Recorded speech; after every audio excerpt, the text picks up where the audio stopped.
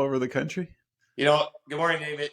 I was just going to say it's probably 4 times as dark in my studio room here as that we normally are. I tried to move into the kitchen, but you kicked me out of there because you said the echo was too bad. But because it's so if I look like I'm kind of haloed right now, it's because Dave put me in the dungeon.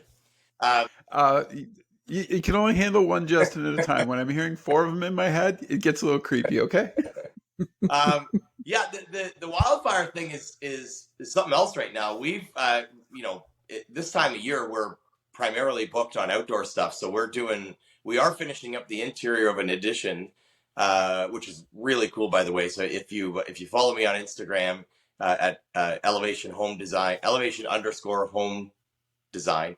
Um, when we do the tour on this one, it is a really cool renovation. It's you guys would be impressed with it. I'm impressed with it. But anyways, so we actually did the whole house interior, and then we were commissioned to do almost the entire yard worth of landscape. Small yard, but so we're doing that right now. And the honestly the dusts from the saw cutting and the concrete and all the rest of that is not even the issue. It's the air quality, right?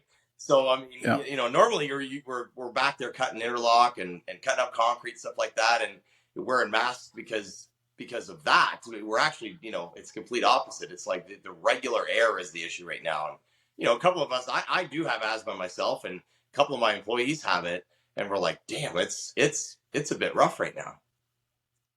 The reason I wanted to talk about it too is just that poor air quality, but I don't think we understand, and you and I have never really touched on fire damage to a home or smoke damage, but just knowing that is that thick in the air, when you go into a place that's had smoke damage, how the heck do you ever get that out? Well, yeah, it is. It's a different challenge, and I've said before, I'd rather clean up smoke than water. However, it is it's a less mucky task because it's dry, but yeah, it's getting it's. I mean, you all know that the smell of smoke. It doesn't matter what it is, campfire smoke, cigarette smoke, all these things. I mean, it embeds, and the thing is, because it produces heat, it actually opens up the porous surfaces in the room, and then Ah, and they love it. So drywall surfaces, wood surfaces, even some hard surfaces that you would think that wouldn't be penetrate, like glass. I mean, cigarette smoke loves glass, and so does certain types of fire smoke, especially chemically. So any kind of chemical smoke, like if you had burning plastic, like a burning window frame, for instance, a poly window frame, um, yeah, even a little bit of that, it'll adhere to glass and it actually etches it, and it's the window. So if you had a burnt window and it affected 3 other nearby windows, I mean, those windows were junk too, even though they're perfectly fine. So it really is a bit of a pain in that regard, and if it's we don't do a whole lot of restoration in our company, but we do a lot of, like, we get a lot of you said you do. homes with cigarette smoke, right? And because we're buying things that are from the 40s and 50s where it didn't matter, right? And Uh, everything was an indoor smoke fest, and it some of them are really bad, um, and it's some work. I mean, it's some work in priming, sealing, trying to get this stuff. And in some cases, we can't paint it away. Like, we literally have to change out the drywall, go back to the studs. yeah, you literally have to strip it back, don't you? Yeah, It's probably like, I mean, it's kind of similar to mold that way a little bit, isn't it? You really got to clear it out. it is. Like, I don't know how. It is. It doesn't grow like mold, obviously. Once it's done, it's No, no. right. But yeah, it adheres just like it. It's just like removing it. I mean, you scrape it, you scrape it, you scrape it. It doesn't seem to ever go away. So I mean, there's chemical paints and there's chemical sealers that we use to, if it's not to a certain severity, we can seal it back and paint over it, and it becomes a brand new surface again. But in most cases, if it was even a little localized fire, like a little water heater fire or something like that happened in a basement, a lot of the time, yeah, it's pretty much the only option is to replace, because of how much compromise it does to materials. Is it the same way then? Obviously, you got the smoke with the fire, but and I'm sure you've seen some crazy fire stuff that's happened to Oh yeah, homes. yeah, Um, and take just a second to talk about that because I know that you said to me off air we were talking. You said like cigarettes is a big thing that starts a lot of house fires, and I'm sure there's kitchen scenarios that probably lead to quite a bit too. Can you talk a little bit to that and why it's so? yeah. Obviously you want to have your smoke alarms and everything else, but once a fire starts, forget it in a house. I would think. Right, and that's yeah, and that's where the fire and water thing swings the other way because I mean you could have a flood and still have a pretty good potential to save the house or save the room or save the basement. Um, but if you have a fire, if you're really quick, you can get it, right? I mean, but I Right. mean, generally people run, and then Yeah. not everybody is undercover firefighter. So I mean, I've had a few scenarios where we have extinguishers around the house, and we've put out and caught what would have been a complete house collapse, right? But but yeah, I mean, this is where building code and things like that in the past 10 years has really become a hotspot with this stuff because we're trying to not lose our houses here, right? So a little while ago, both the ESA, which is the Electrical Safety Association Authority, I'm sorry, and the Ontario Building Code and the National Building Code, I mean, they went heavy on the smoke thing. So now, if you'll notice, if anybody's ever been in a new house, a new build, like past like 4 or 5 years, you'll see an absorbent amount of smoke detectors, and they're everywhere. It's like Christmas lights. So and it's not only are they smoke, but now we're required, especially in Ontario, to do what's called smoke strobe, CO, which is so it has to be a smoke combination smoke detector, CO detector, and a strobe light, and they have to talk to you. Oh Yeah. wow. So in some regions, they actually require the voice, and then the smoke detector will basically, in a very loud voice, a lady will come on and say, "Hey, you got to get that out of here." So, but and then the strobe light obviously is and this is for, we talked about this before, like accessibility folk and people that are deaf, people that are blind. It has to accommodate Yeah. everybody, because a deaf person, you can ring that bell all day long, doesn't matter. But Yeah. if there's a strobe light going on, and it's quite a light show when these things go off, Huh. you're probably going to see it. I mean, That's pretty like cool. having a cop car in your bedroom. There's so many places to go with that, and I'll leave that Yeah, alone. Anyway, yeah.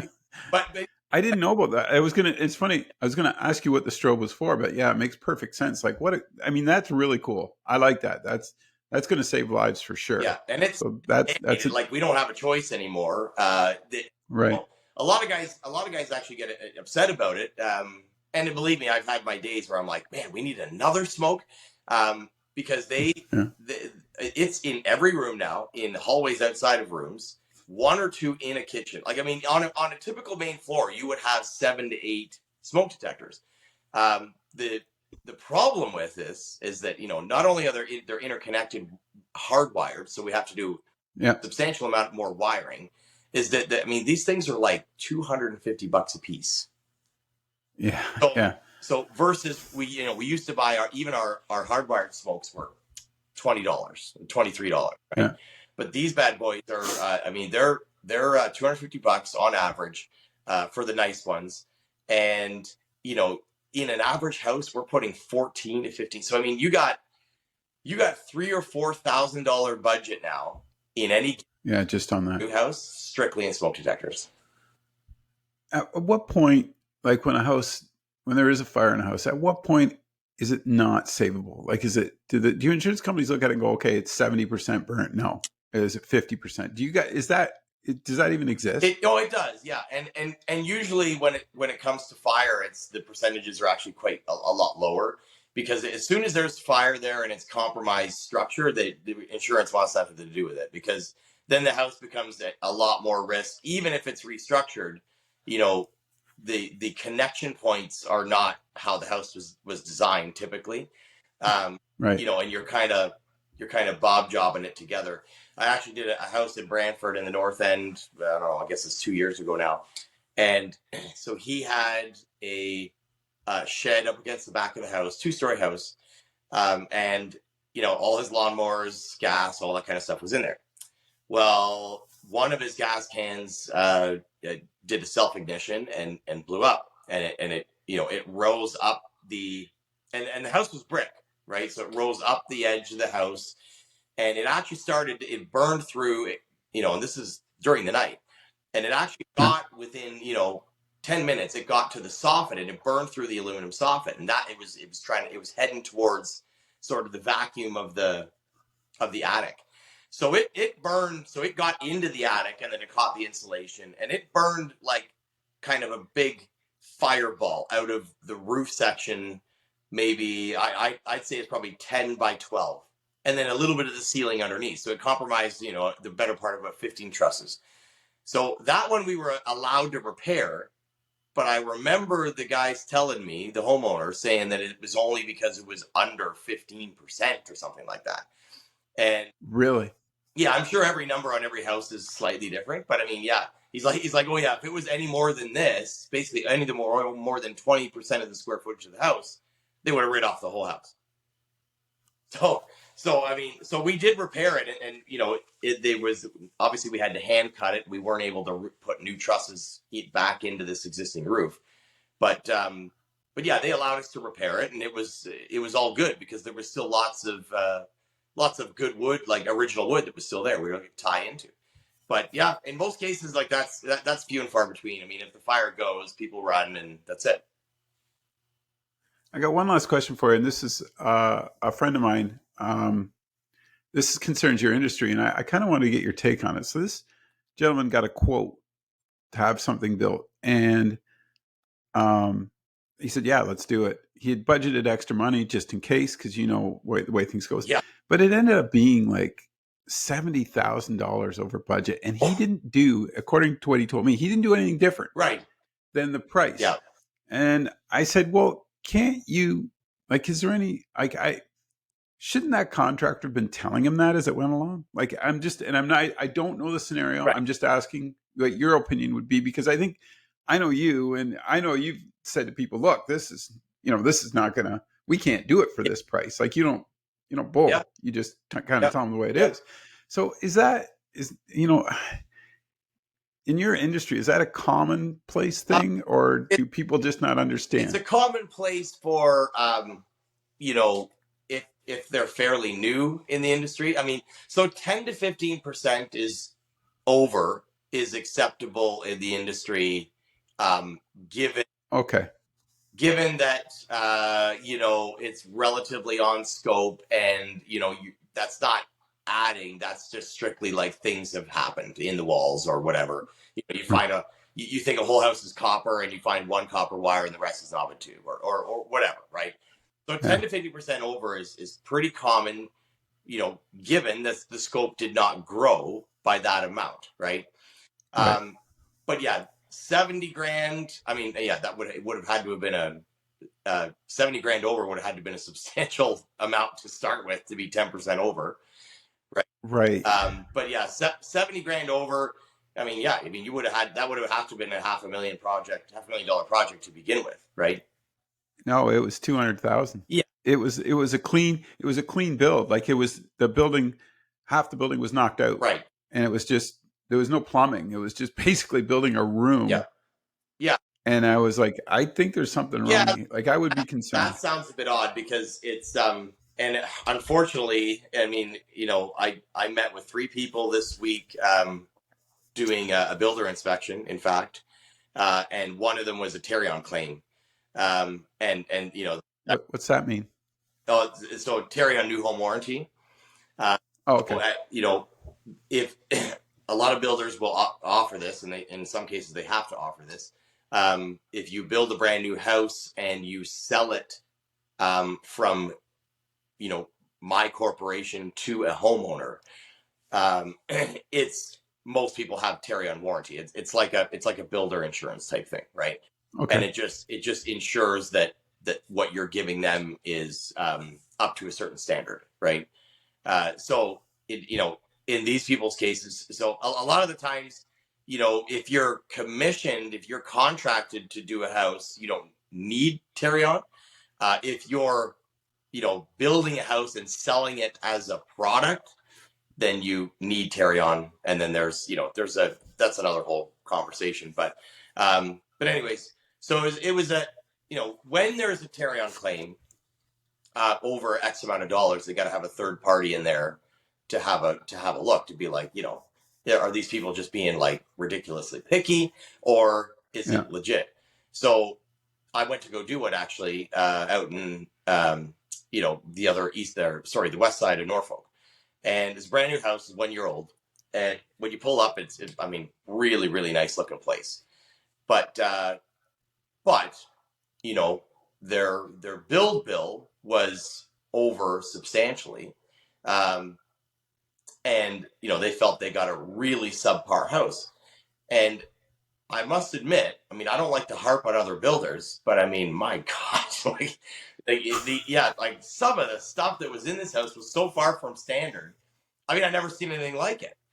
But so that my point of the conversation is that there is still pirates out there, folks, and they're going to, if they can do I increase invoices too. Don't get me wrong, right? But I increase Right. them based on valid points, and those points or pictures go in with my invoices to my customers. That my program's pretty great. I can include pictures and be like, hey, remember this? Like, it was, this was X amount of dollars, and it attached Yeah. price to it. So, but in a lot of cases, some contractors will abuse it and use it for just a license to claim. Because the thing about pirate contractors, and that's what I call them, is that we have this threat, which is to protect us, but some guys use it to threaten people, and it's the home lien, right? So as a builder, if we don't disagree with something, or you don't pay us, we can lien the home, and we Right. can put a construction lien on really easily. I mean, and this goes both ways. So I mean, for all you customers out there that don't have the money or don't want to pay for whatever reason, it better be legitimate, because I mean, Yeah. you can have a legal lien on your house, and that can stop a lot of things from happening in the future. However, I've done one in my entire life, and it was a fellow that in the '08 crisis didn't have the money to pay, and I had to, and I actually lifted it after a year because the guy was in such a rough spot. I mean, so was I. But I felt bad for him, and I actually lifted it, and I let him go with it. But Wow. anyway, but yeah. So I mean, so this guy, a lot oftentimes they will use that, or it's or the homeowner is aware of it because it might say it in the contract or whatever, and then they'll creep up that estimate and try to scare them into paying more, right? If Right. you're aware of it, it's like it's in the back of every customer's head, like, oh crap, like if I don't do this, he's just going to throw the lien, and then we can't even get a credit card, right? Right. And, Yeah. but yeah, Exactly. and I see that happen, and I see that happen, and I've seen it happen 3 times in Norfolk, and um, that's more times in any jurisdiction that I've seen in 10 years. Hmm. And the reason Wow. being that I think is that, as great of a county as we are, um, we are a trades county. Like, we farm, we trade. Like, there's builders, farmers. Like, I mean, we build stuff over here. Um, the problem is everybody thinks they can do it. That's a great way to finish the Yeah. show. So It's don't and I builder off Kijiji, for God's sake. yes, thanks for doing this today, Justin from Elevation Homes. Take care. Have a great weekend, and